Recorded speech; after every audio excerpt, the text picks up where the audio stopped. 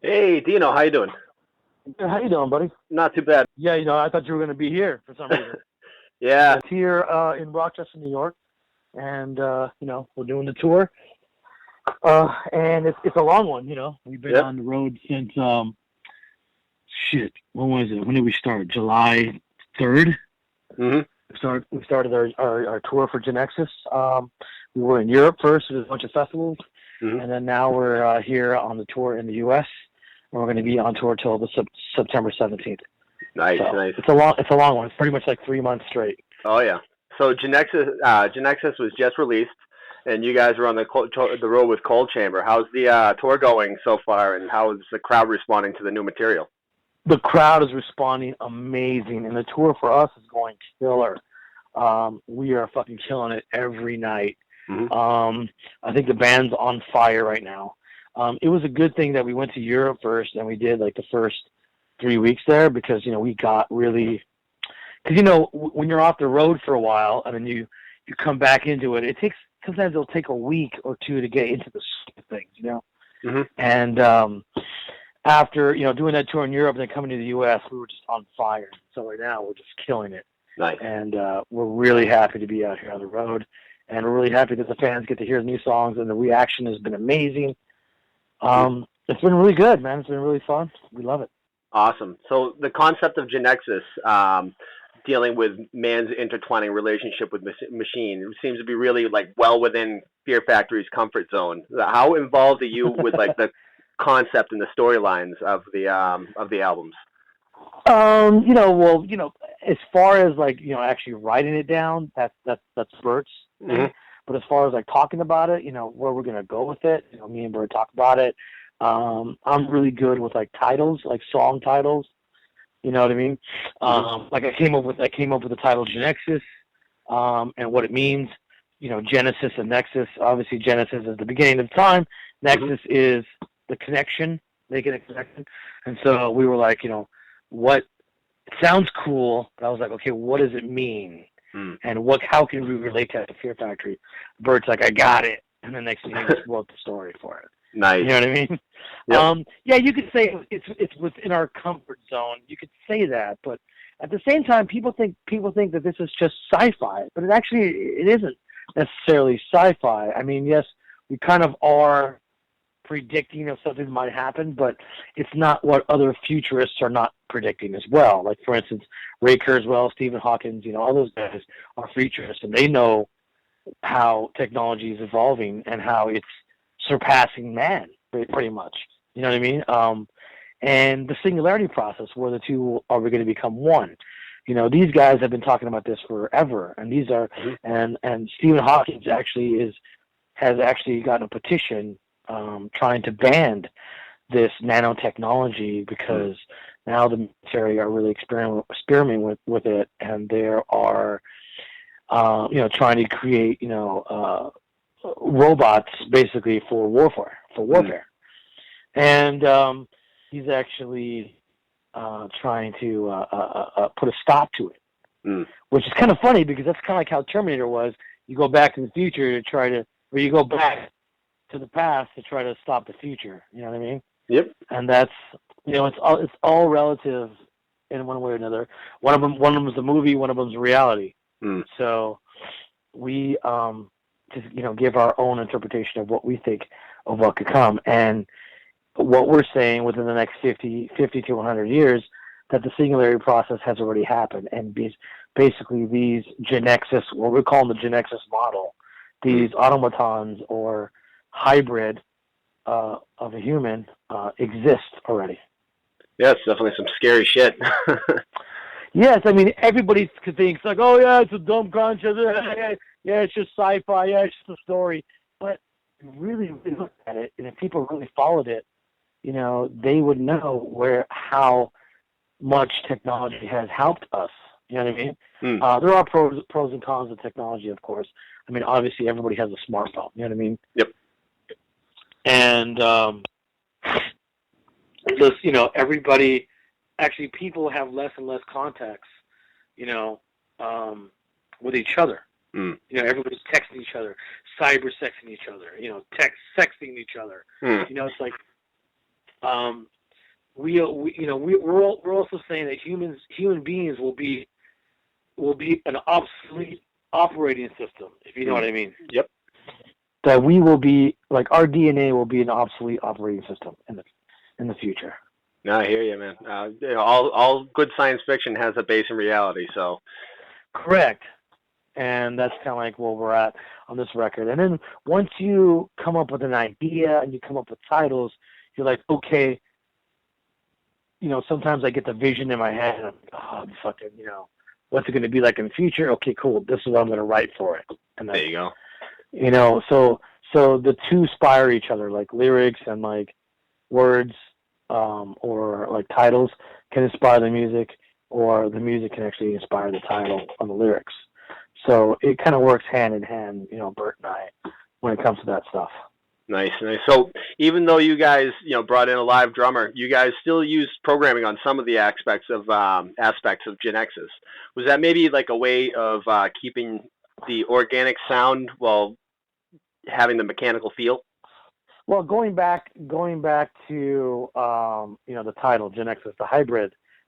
So we decided to create a hybrid with the drums. Basically, we actually kept the human feel, but use more the digital tones. Mm-hmm. You know what I mean? So basically, we had our drummer Mike Heller, who's been with us for the past 3.5 years. He performed live on the record. He performed live, mm-hmm. right? So we basically took his human feel, but all we did is we did sound replacements on drums. Like, in other words, we meshed his kick drum, his live kick drum, with an electronic kick drum, and we put them both together to create this hybrid tone. So it still has the human vibe, and you can actually tell because a lot of the songs are very groovy. Mm-hmm. It's got more feeling. It's got more of a human feel. It's got an organic feeling. I'm not going to say it has an organic tone, but it has an organic feeling to it. Mm-hmm. You know what I mean? Yep. And I think that's one of the benefits of the record, because I think people are relating to that because they can feel that. And then we just obviously we added some tones to the drums to give it more of an electronic tone. You know what I mean? Mm-hmm. Just how, because when you're playing kick drums that fast, and there's a lot of double bass and stuff like that. Sometimes real kick drums can get really muffled, and they can get really hard to distinguish, like, or the separation between the two kicks. So a lot of times when you actually add, an electronic kick, something that's a little bit more clicky, that cuts through, more high-endy, we like to add a little bit of that just so you can hear the kicks very, very precise tone. And you can hear the preciseness of the kick drums and the separation really well. So those are just, little experiments that we do. I mean, it's nothing new. A bazillion bands do it, but, mm-hmm. One of the main things, like I said before, is we wanted to keep the organic feeling. So that's why we used Mike Heller. Nice. So let's get to the controversial stuff and get that out of the way here. So recently, Gene Hoglan had some things to say about Fear Factory in an interview. I believe the general gist of it at the time was when he was working with you guys, Fear Factory produced their best work, and that the Industralist was a weak album in his absence. Do you have? How do you feel about that statement? Well, the thing about it is that with Gene Hoglan, we actually wanted to use him for the Industralist, but unfortunately negotiations didn't go very well, and he wanted too much money for us, too much money that we can afford. I mean, that's basically, it's business. So he obviously took the Testament gig, and so we were kind of left without a drummer, so we ended up using a drum machine, right? So the record didn't sell any more or any less than Mechanize. Mm-hmm. Right? But that's really about it. I don't know what more to say about that. Well, that's definitely very interesting. Anyways, but then hold on. But then again, now we got the new record, and it seems to be doing really well. I mean, we were number one. We were trending on Facebook. All Facebook. Mm-hmm. Over Donald Trump and over Kim Kardashian. So that says something. We're number one on metal. We're number one on metal iTunes. We're number 4 on rock. We're number 25 on overall iTunes as of today. which says a lot. You know what I mean? That speaks volumes. Definitely. Yeah, it's kind of like, you know, you go back to sports, okay? You go back, and I can compare this to Kobe Bryant and Shaquille O'Neal. Now, together, they were unstoppable. They won 3 championships in a row. Then drama happened, and Shaq left, and everybody was saying Kobe Bryant can't win a championship without Shaq. Well, he won 2 more. Mm-hmm. That's the best way I can describe that. Perfect. You know what I mean? Yep, makes perfect sense. So, you know, we feel that we have a great album. Mm-hmm. We feel the Industralist had a great album. Mm-hmm. There was, we did have a lot of backlash because we used a drum machine, which is kind of hypocritical for people to say that because, you know, Fear Factory, we sing about technology. That's our MO. That's what we do. We sing about where the future's going. And you know what? And people use it today but a lot of bands don't admit it because Mm-hmm. they're afraid of the backlash. But the thing about it is that nowadays they have computers. This goes back to the concept. You know, everything. I mean, a drum program is not just something to make demos with in your bedroom. People Mm-hmm. are making albums with drum programs in their bedroom. Mm-hmm. And, you know, that's just where the wave of the future is going. You know, a lot of people can't afford to pay drummers, studio drummers. A lot of people can't afford to pay for studios. So they do it in their room because Mm-hmm. they have the technology to do it now. Yep. That's just where it's at. And that's where it's going to go. Unfortunately, you know, we feel, and we hope it doesn't go that way, at least not in my lifetime, that the musician will be obsolete. Because nowadays, you can go to a concert, some dude's hitting a laptop and, you know, pressing play on a laptop, and the whole crowd is going nuts. 10,000 people are going nuts at an EDM concert. It's just one guy. Mm-hmm. That's where a lot of money is. And we you know, are trying to, we also thinking about how things can become obsolete. We've said that for years. Mm-hmm. You know what I mean? We have a record called Obsolete. Oh, yeah. You know, how people's jobs are becoming obsolete, how, you know, just humans are becoming obsolete.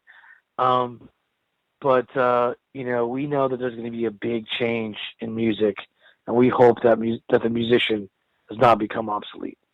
Oh, definitely, definitely. So let's talk about your recent podcast with Jamey Jasta, where you sort of called out a few bands for ripping Fear Factory off. Well, you know what? You know, that's another thing, too, is that I didn't call them out. I didn't call them out.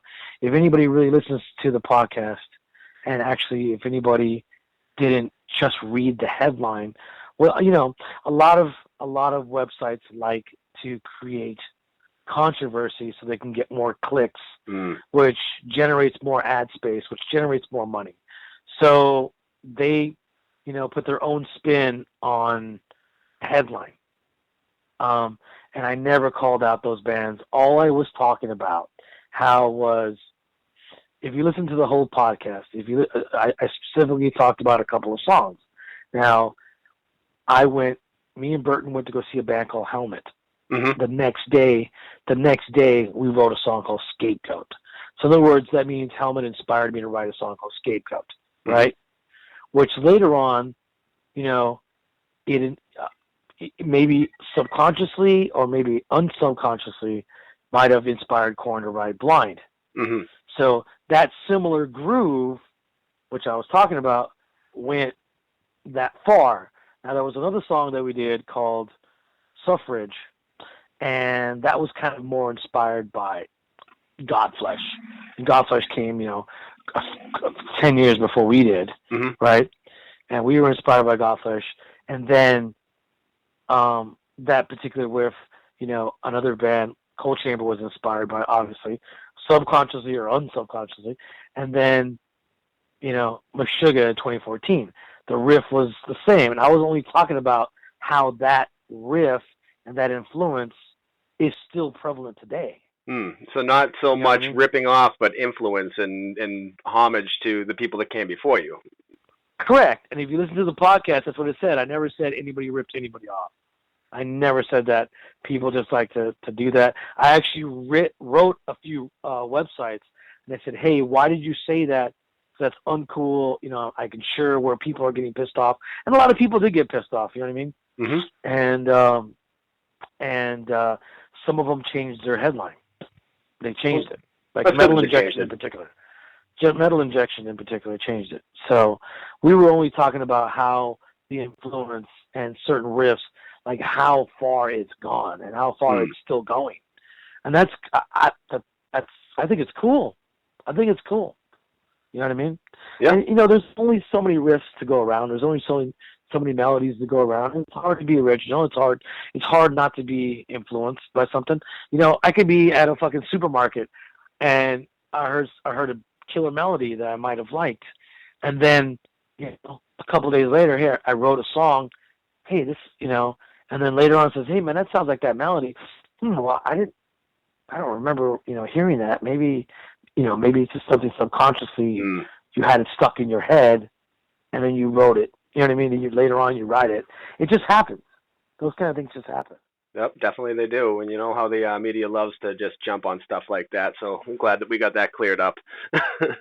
Yes, exactly. You know, it's like I don't, you know, because certain people, I know certain people, I can imagine Meshuggah's like, what the fuck? But, you know, some of those bands have been quoted saying that Fear Factory influenced them, and that's great. I mean, we were influenced by a lot of bands, and I can tell you, every band that we were influenced by that we loved, you know, everything from Helmet to fucking early Nirvana to every grindcore death metal band to all the killer industrial bands, God Bless, Ministry, Nine Inch Nails, KMFDM, all that stuff influenced us, and that's what Fear Factory was. On our first record, you hear more of the influence. I believe that when you hear the influence, but you also hear something new on our first record. You know what I mean? Obviously, with the death metal, with the grindcore death metal growls to the melodic vocals, you hear, okay, wow, I never really heard anybody combine the two together. You might have heard somebody sing like that on a song, like, you know, all melodically on one song or all heavy on one song, but combining the two, that was something that was different. So that was something new groundbreaking on that album. But at the same time, you know, you can hear our influences on the first record on Soul of the Machine, you know. But it wasn't until Demanufacture came along where we discovered who we were and what we were, to where we created our own sound and our own, you know, something that could be inspiring to other people.